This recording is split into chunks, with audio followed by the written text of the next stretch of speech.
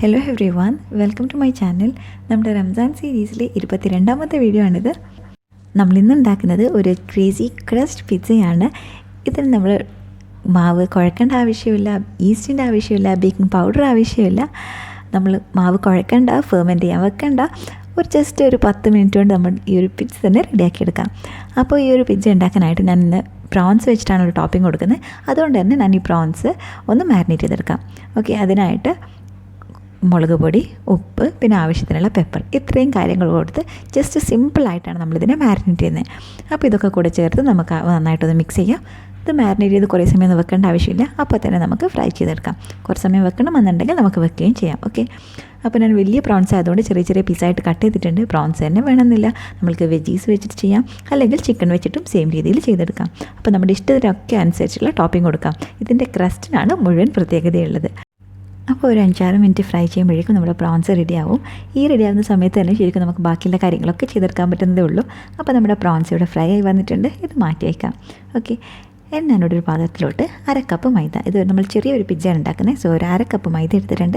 അതിലേക്ക് ആവശ്യത്തിനുള്ള ഉപ്പ്, പിന്നെ 1-2 പിഞ്ച് പെപ്പർ പൗഡർ ചേർത്ത് കൊടുക്കാം. പിന്നെ ഒരു 1/2 ടീസ്പൂൺ ഇറ്റാലിയൻ സീസണിങ് ചേർത്തിട്ടുണ്ട്. അതില്ല എന്നുണ്ടെങ്കിൽ ഒരു 1/4 ടീസ്പൂണോളം ഒറിഗാനോ ചേർത്താൽ മതിയാവും. ഓക്കെ, അപ്പോൾ ഇതൊക്കെ കൂടി നമ്മൾ മിക്സ് ചെയ്ത് വെച്ചിട്ടുണ്ട്.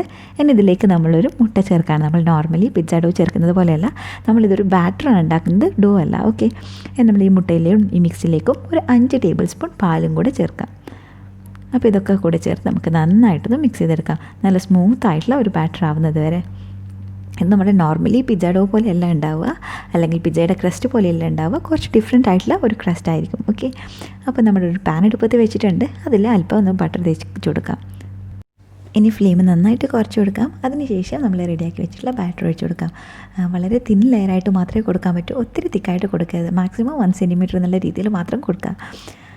ഇനി ഇതിനെ ലോ ഫ്ലെയിമിൽ തന്നെ അടച്ച് വെച്ച് ഏകദേശം ഒരു 2 മുതൽ 2.5 മിനിറ്റ് വരെ കുക്ക് ചെയ്യാം. അല്ലെങ്കിൽ മുകൾ ഭാഗം ഇതുപോലെ ഡ്രൈ ആയി വരുന്നത് വരെ കുക്ക് ചെയ്യണം.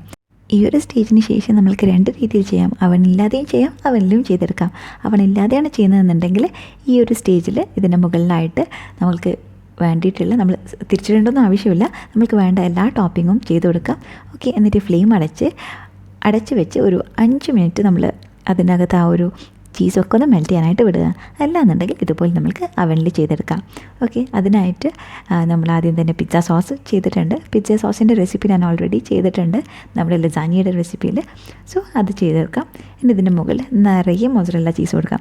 എത്രത്തോളം നമ്മൾ ചീസ് ആഡ് ചെയ്യുന്നോ അത്രത്തോളം ആ ഒരു ടെക്സ്ചറും പെർഫെക്റ്റ് ആവും, അത്രയും നല്ല ടേസ്റ്റി ആയിരിക്കും. ഓക്കെ, ഇനി ഇതിൻ്റെ മുകളിലായിട്ട് ഞാൻ നമ്മുടെ നേരത്തെ ഫ്രൈ ചെയ്ത് വെച്ചിട്ടുള്ള പ്രോൺസ് നമുക്ക് വെച്ച് കൊടുക്കാം.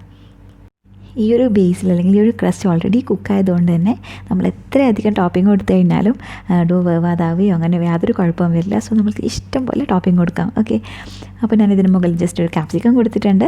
അതിനുശേഷം നമ്മുടെ അനിയൻ ചോപ്പ് ചെയ്തതും കൂടി ജസ്റ്റ് ഇങ്ങനെ സ്ലൈസ് ചെയ്ത് വെച്ചതാണ്, അതും കൂടി ചേർത്ത് കൊടുത്തിട്ടുണ്ട്. ഇതിൽ നമുക്ക് ഇഷ്ടമുള്ളതൊക്കെ ആഡ് ചെയ്യാം. ഓക്കെ, നെക്സ്റ്റ് ഞാൻ പിക്കിൾഡ് ആയിട്ടുള്ള ചില്ലി ആഡ് ചെയ്ത് കൊടുക്കുകയാണ്. ഇനി ഇതിൻ്റെ മുകളിലായിട്ട് കുറച്ചൊന്ന് ഒറിഗാനോ സ്പ്രിങ്കിൾ ചെയ്യാം. വേണമെന്നുണ്ടെങ്കിൽ കുറച്ച് ചില്ലി ഫ്ലേക്സും കൂടെ ചേർത്ത് കൊടുക്കാം. അതിൻ്റെ മുകളിൽ അവസാനമായിട്ട് കുറച്ചുകൂടെ മൊസറല്ലയും കൂടെ ചേർക്കാം. എന്നിട്ട് ഒരു 220 ഡിഗ്രി സെൽഷ്യസിൽ പ്രീഹീറ്റ് ചെയ്ത അവണിൽ ഏറ്റവും മുകളിലുള്ള റാക്കിൽ വെച്ച് ജസ്റ്റ് ഒരു 5 മിനിറ്റ് കൂടെ നമുക്കിതിനെ ബേക്ക് ചെയ്തെടുക്കാം. ഇനി അഥവാ അവനിലല്ല ചെയ്തെടുക്കുന്നതെന്നുണ്ടെങ്കിൽ ഫ്ലെയിം ഓഫ് ചെയ്തതിന് ശേഷം എല്ലാ ടോപ്പിങ്ങും കൊടുക്കുക, വേഗം തന്നെ അടച്ച് വെക്കുക. ഒരു 5 മുതൽ 6 മിനിറ്റിന് ശേഷം ഓപ്പൺ ചെയ്ത് നോക്കുമ്പോഴേക്കും ചീസൊക്കെ മെൽറ്റായി നമ്മുടെ പിസ്സ പെർഫെക്റ്റ് ആയിട്ട് വന്നിട്ടുണ്ടാവും. അപ്പോൾ ഇത് നമ്മൾ ബേക്ക് ചെയ്ത് എടുത്തിട്ടുണ്ട്. നമ്മുടെ പിസ്സ നല്ല പെർഫെക്റ്റായി വന്നു. ഇത് നമുക്ക് ചൂടോടെ കൂടെ തന്നെ സെർവ് ചെയ്യാം. ഇനി എന്നാൽ പിന്നെ നാളെ മറ്റൊരു റെസിപ്പിയായിട്ട് കാണാം.